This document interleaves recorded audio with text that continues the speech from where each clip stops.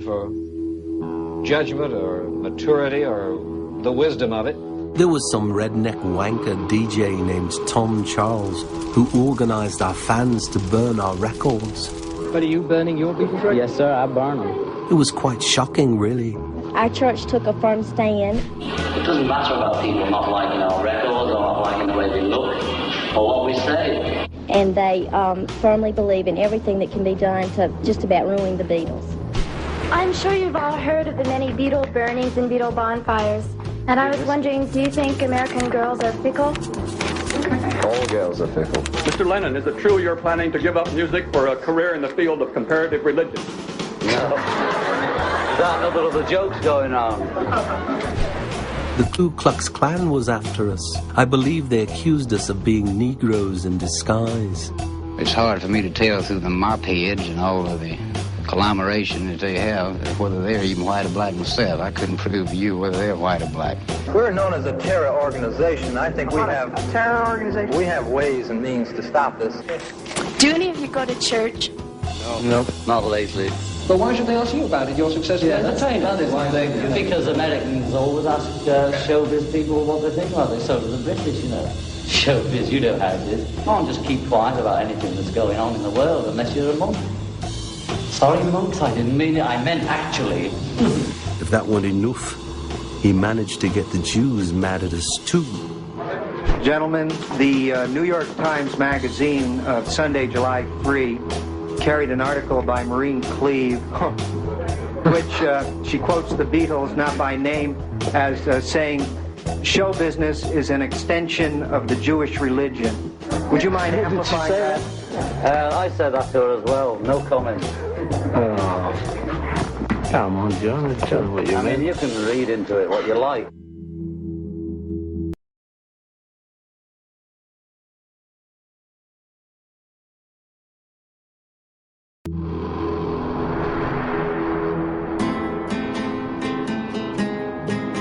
Luckily, by November of 1966, the storm in the world against the Beatles, instigated by John's notorious comments about Jesus, seemed to have finally calmed.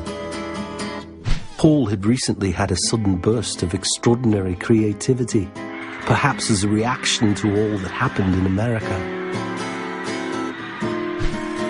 On 9 November 1966, we began a recording session at Abbey Road Recording Studios around midnight. However, Paul became more and more agitated as he and John disagreed over song lyrics. Paul wanted the chorus to be kitschy, while John wanted more vague, more Bob Dylan-esque, as he put it.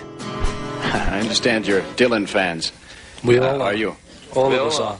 You're all Even Dylan George fans? and us, even George and Even Ringo. me, yeah. Even George and Ringo like him. Is that Even the non-musical members of the group. I read the papers of George Harrison spent a lot of time in the States. You've learned a lot from George. Tell me about the Mamas and Papas, Bob. I believe you're backing them very bigly. I knew it would do that. I knew it would do that. I remember Paul shrieking, "We're the Beatles! We make radio hits!" While John insisted that because the Beatles had the public's ear, we needed to say something for a change. After more heated words, Paul stormed out of the studio just before 5 a.m. I recall it was raining heavily as Paul drove off in his white Austin Healey.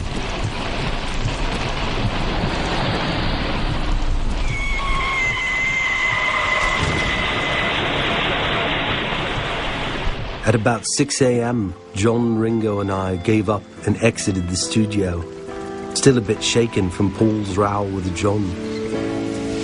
Just then an official-looking black van pulled up in front of us. A man wearing an officer's uniform emerged and flashing a badge stated, "There's been a terrible accident involving Paul McCartney. You must come with us." He identified himself only as Moxwell. And we quickly poured into his van and drove off.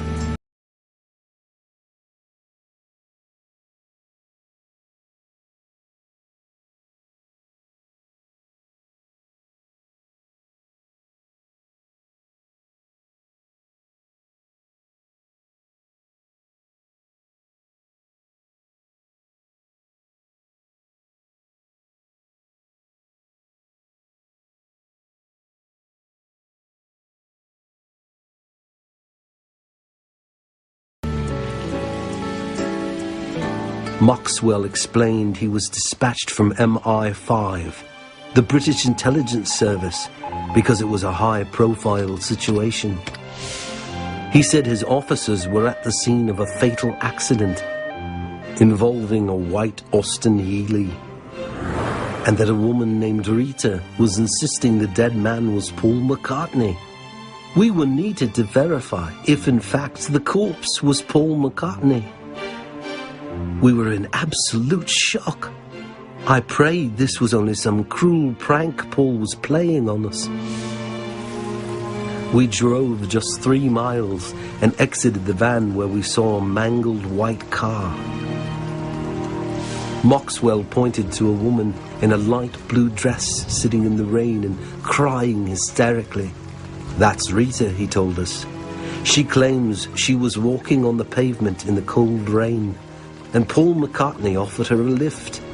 She accepted and quickly realized he was a Beatle and went into an hysterical fan frenzy, grabbing and hugging him and causing him to lose control of the vehicle, smashing into a lorry and flipping over.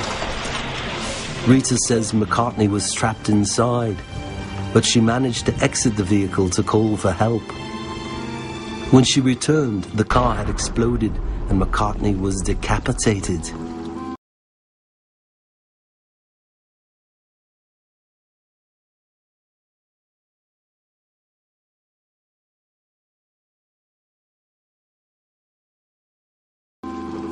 Oh, please let this be a dream, I thought.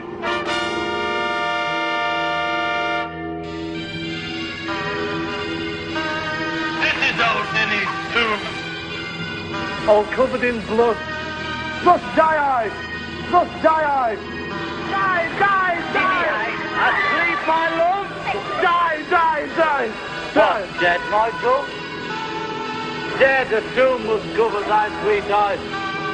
Now am I dead. Now am I dead. Maxwell led us to a draped body and slowly raised the cover. John was sobbing uncontrollably. What we saw was ghastly. It was a body with a decapitated head next to it in a pool of blood. We stood in disbelief at the horrific sight. The head was split open, had an eye missing, and the air was burnt off, and there were no teeth, but for 2 molars sticking through the cheeks. But it was unmistakable. Is this Paul McCartney? Maxwell asked somberly. Yes, we confirmed, now all crying. Maxwell then said, he kind of looks like a walrus, doesn't he? John raised his fists and began pummeling Maxwell, screaming, No! I am the walrus, not him. I am the walrus. I am the walrus. A swift punch to the gut left John gasping for air on the ground. We gathered him up and walked back to the van in utter disbelief. Maxwell drove us to an MI5 safe house and left us in the living room bawling while he made phone calls in the next room for what seemed like an eternity.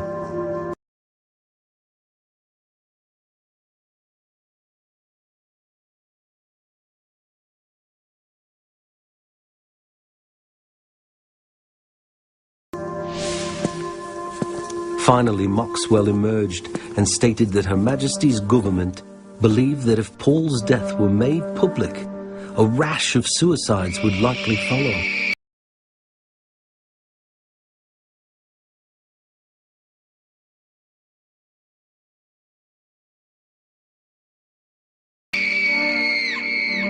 Is there about the Beatles that you like? They're gorgeous. They're beautiful. They got that certain something. And the name of it is A Sprout of a New Generation. It shows Paul McCartney coming up from the earth, like growing, a sprout, a start, a new dawn. If you notice, he's like growing. So I would like to give Paul this and show him I'm a true fan, and that he's really the greatest in show business. It sounds like you have sort of a crush on Paul McCartney. Yes, that's true. Therefore, it must be kept a secret for as long as possible. We knew this to be true. Hundreds of our fans worldwide would kill themselves, making Paul's death a tragedy of unimaginable proportions. We passed 2 days in the safe house, desperately aware that the Beatles were also finished. But our despair made us think. The Beatles were at the top of their creative peak. John said he had a backlog of songs he and Paul had written, as well as unfinished ideas.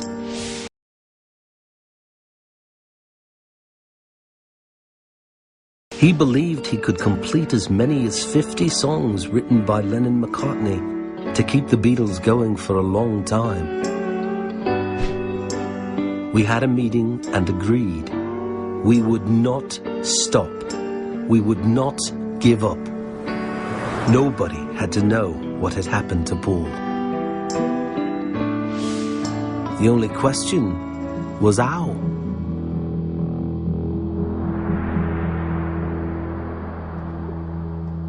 Maxwell suggested a solution. MI5 had expert cosmetic surgeons at their disposal who could create a double from a person of close resemblance in their secret labs.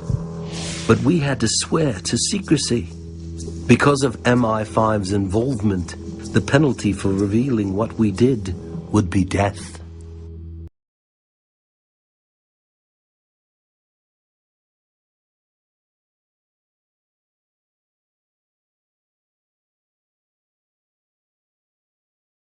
We all agreed, and the deal was done. The next day, it was confirmed to the press that the Beatles would stop touring and work only in the recording studio. This would give us breathing space. Next, at our behest, the American teen magazine Tiger Beat, in conjunction with Dick Clark's American Bandstand, held a Paul lookalike contest. The judges were unaware of the seriousness of their task. No winner was ever announced, but there was a winner. His name was William Campbell, and he would become the new Paul McCartney.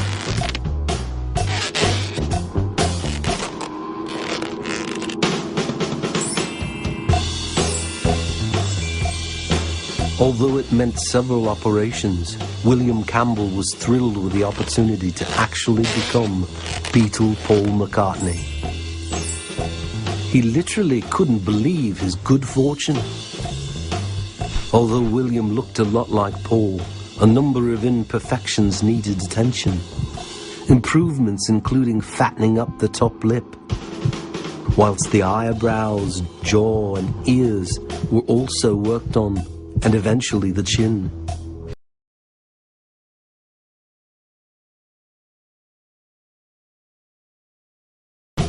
William also underwent speech therapy to acquire the trademark Liverpudlian accent.